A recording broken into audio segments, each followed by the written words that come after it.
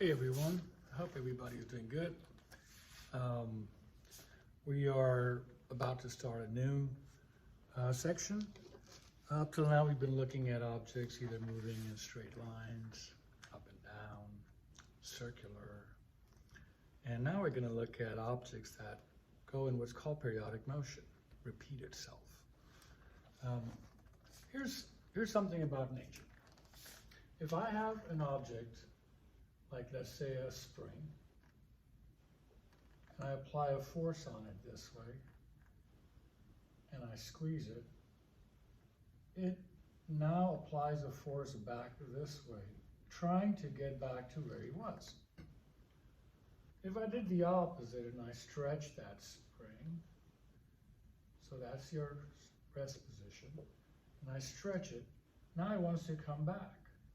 Always wants to go back opposite to the direction in which I'm applying the force. It wants to come back to its rest position. A lot of things in nature are like that, like the limb on a tree.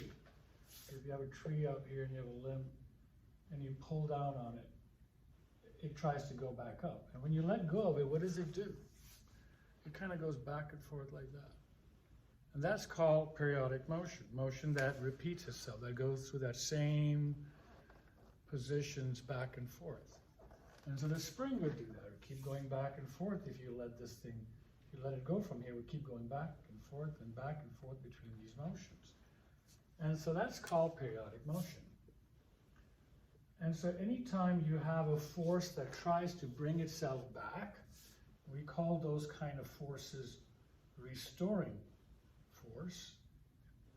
So every time we have a restoring force, a force that tries to go back to where it was, you are going to find you have simple harmonic or periodic motion. If this restoring force is linear, meaning just like a spring, if I apply a force and the force is linear as far as the distance is concerned, so if you see that the force increases, if I double the distance, the force doubles. If I triple the distance, the force triples. It's a linear relationship. If I have that, then I have a special kind of periodic motion, and that's what we call simple harmonic motion.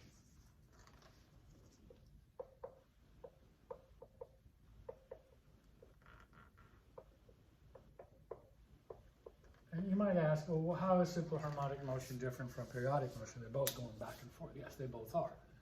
But what's interesting about simple harmonic motion is that the time that it takes to complete a cycle. So let's say I start my spring from here and I push it here. So it goes there, comes back here, and then comes back there. That's one whole cycle. That's one whole trip that it goes and comes back to.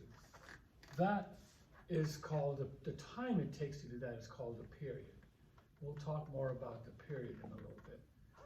But what's interesting about simple harmonic motion is that the period remains independent of how much you pull this. If I pull it a lot or a little bit, if I pull it a lot, it'll come back and forth faster.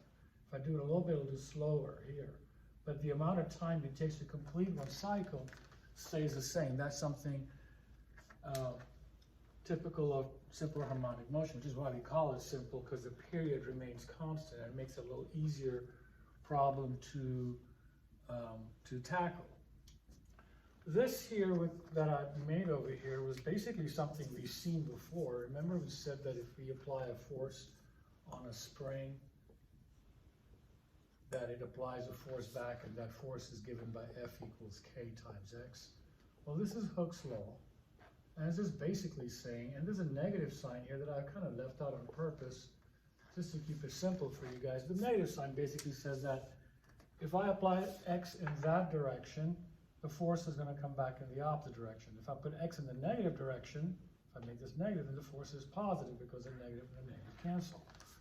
And so that's all that's saying. The negative sign is basically saying that the force that comes back, or that's exerted back by the object, is opposite to the direction in which you apply the force. Okay?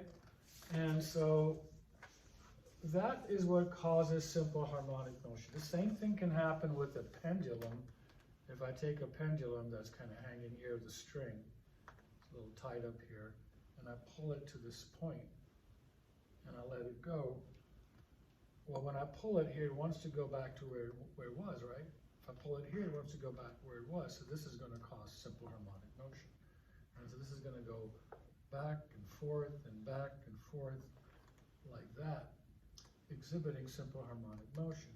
Remember, with simple harmonic motion, the period remains constant unless you change the structure of this thing in any way. Same thing with the spring and the mass. If you change the K value or the M, then yes, that would change the period that it goes back and forth with. But once you set these, it doesn't matter whether you stretch it so much and let it go or stretch it so much and let it go. It still exhibits the same thing. So that's our first introduction to what causes simple harmonic motion. So remember that as long as you have a restoring force, a force that tries to go back to the position where it was, something that pulls back, you are going to have periodic motion. All right, we'll see you soon.